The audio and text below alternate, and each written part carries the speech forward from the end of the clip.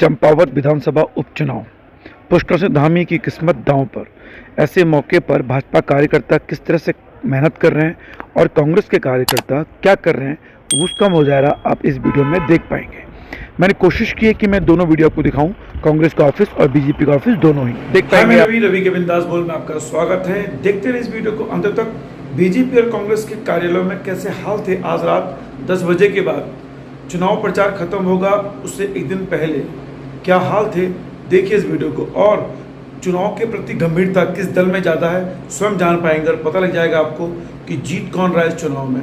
क्या वास्तव में कांग्रेस अपनी जमानत बचा पाने की स्थिति में है या नहीं, देखिए इस वीडियो को। देखिए यह है इसमें टनकपुर, और टनकपुर पे कैसी तैयारियां चल रही हैं भारतीय जनता पार्टी और कांग्रेस की, दिखाते हैं आपको। यह है आपका बीजेपी का ऑफिस और इसमें भारतीय जनता पार्टी के ऑफिस में इस समय बज रहा है, टाइम कितना हो रहा है वैसे अभी 10, इसमें 10 बज रहे हैं। और इसमें भारतीय जनता पार्टी के कार्यकर्ता यानी कि एक तरफा जीत के दावे हो रहे हैं, उसके बावजूद भारतीय जनता पार्टी के कार्यकर्ता कितनी तल्लीनता से काम कर रहे हैं। यानी आप इसे भारतीय जनता पार्टी की ईमानदारी कह सकते हैं कि अपने चुनाव जीतने के लिए वो कितनी ईमानदार है। और अभी हम आपको कांग्रेस के दर्शन भी करवाएंगे। फिलहाल ये टनकपुर का बीजेपी का केंद्रीय कार्यालय है, बीजेपी का ये वाला। अच्छा सर जी, आपका नाम? मेरा नाम मान बहादुर पाल है। सर ये टनकपुर में रहते हैं आप? जी बिल्कुल, टनकपुर में रहता हूँ। अच्छा सर, ये बताइए कि बाकी कांग्रेस की तो कहीं मुझे दिखाई नहीं दे रही है। ये माना जा रहा है कि बीजेपी की जीत एक तरफा है, तो घर में आराम करिए, रात को क्यों आप लोग परेशान हो रहे हैं? देखिए वैसा है कि चुनाव तो एक तरफा है बिल्कुल। इसमें जैसा कि हम देख रहे हैं इस समय पूरे जो माहौल आज बना हुआ है हमारे बीच में, जो है उत्तर प्रदेश के यशस्वी मुख्यमंत्री श्री योगी आदित्यनाथ जी जो आज पहुंचे थे, तो पूरे गांव हमारे यहाँ पे 11 वार्ड और 13 ग्राम सभाएं हैं। बल्कि मेरे को एक गैस सिलेंडर वाले मिले थे जो ठेकेदार है, वो कहते हैं कि आज मेरे गैस सिलेंडर नहीं बिके। कहने का मतलब है कि गांव में औरतें आदमी कोई नहीं था। आज इतनी विशाल जनसभा को देख करके मुझे लगता है कांग्रेस ने सिलेंडर कर दिया होगा। ये देख रहे, अच्छा। अरे ये बताइए, आप यहाँ पे इतनी 10 बजे के बाद भी आप लोग काम कर रहे हैं, तो ये जोश का कारण क्या है? हमारे अंदर पहले से जोश का कारण है, और हम लोग चाहे रात हो दिन हो दिन भर चल रहे हैं, और ऐसा कुछ नहीं है। सर पाल जी, मुझे एक बात आपसे ये जाननी है कि कांग्रेस का ऑफिस बगल में है, वो मुझे लग रहा है अभी मैं वहाँ भी जाऊँगा, बंद हो गया ये तय। अच्छा, ये आपका ओवर कॉन्फिडेंस है कि आप लोग एक तरफा जीत रहे हैं, क्या टक्कर थोड़ी बहुत संभावना दिख रही है आपको? नहीं, वैसा ओवर कॉन्फिडेंस तो हमने कभी समझा ही नहीं। अगर ओवर कॉन्फिडेंस होता तो ये रात के 10 बजे हम काम नहीं कर रहे होते। देखिए मैं ये बता रहा हूँ कि जो भी इस चैनल को देख पा रहा है, जो इस वीडियो देख पा रहा है, हालांकि मैंने एक वीडियो डाला था कि जिसमें मैंने बताया था कि धामी के 5 कारण हैं जहाँ वो हार सकते हैं, तो उन कारणों पे शायद बीजेपी काम कर रही है।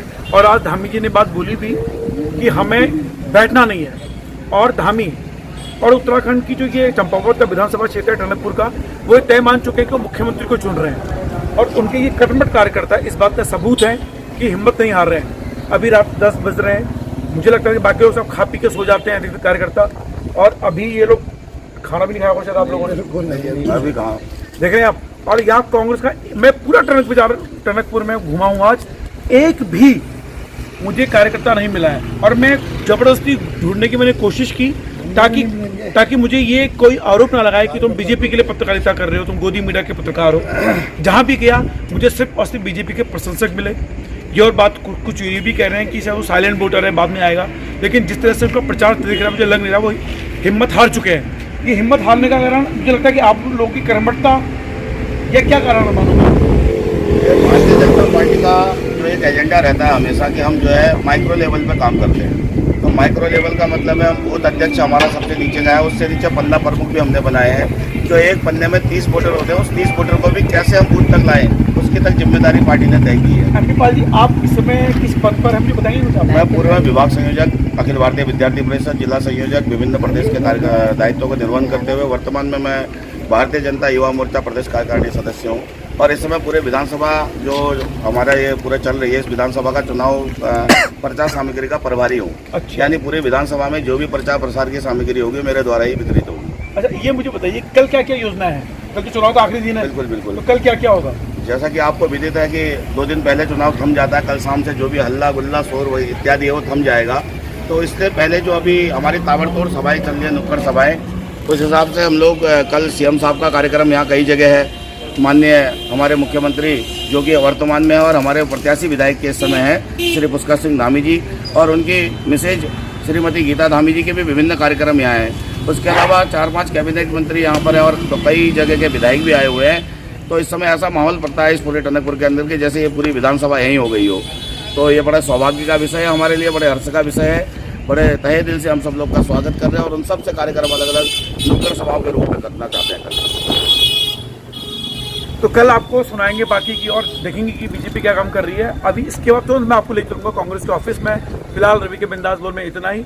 अगर ऐसे कर्मठ कार्यकर्ता कांग्रेस के पास भी होते मुझे लगता है शायद वो कड़ी टक्कर दे पाते, लेकिन दुर्भाग्यवश मुझे लग रहा है कि जो पहले से ये माना जा रहा था कि एक तरफा जीत, बम्पर जीत, उसके कयास सिद्ध होते दिखाई दे रहे हैं। फिलहाल रवि के बिंदास बोल देखते रहिए। यह है कांग्रेस का कार्यालय, केंद्रीय कार्यालय, और ऊपर आप कांग्रेस के झंडे दिखाई दे रहे हैं आपको। रात के लगभग 10 बज चुके हैं। अभी मैं बीजेपी ऑफिस गया था, वहाँ मैंने देखा ऑफिस खुला हुआ है, कार्यकर्ता लगे पड़े हैं। वहाँ के जो जितने भी प्रचार सामग्री के प्रमुख थे MB पाल जी, उनका मैंने इंटरव्यू लिया, जिसको अभी आपने सुना था। ये देखिए, ये कांग्रेस का ऑफिस बंद पड़ा है, कोई कार्यकर्ता नहीं दिखाई दे रहा है।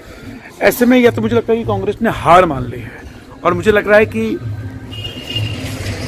देखिए मेरे पीछे आप ये देख पा रहे हैं कांग्रेस का ऑफिस, तो कांग्रेस ने हार मान ली है। और इस हार का मतलब यह है कि कांग्रेस को ये लगता है कि एक दफ़ा जीत हो चुकी है, तो क्यों अपना पैसा बर्बाद किया जाए प्रचार सामग्री में या उसमें जो आप पैसा करते हो। और वहीं भारतीय जनता पार्टी कहते हैं कि कांग्रेस आरोप लगा रही है कि आप धन बल का प्रयोग कर रहे हो, पर आपका जो ऑफिस है 10 बजे के बाद कुछ सूना पड़ चुका है, कुछ आहट तो दिखाई दे। ये तय है, हालांकि शुरू में मुझे लगा कि कांग्रेस लड़ाई में कूद रही है, उनको लड़ना चाहिए, कूदना चाहिए।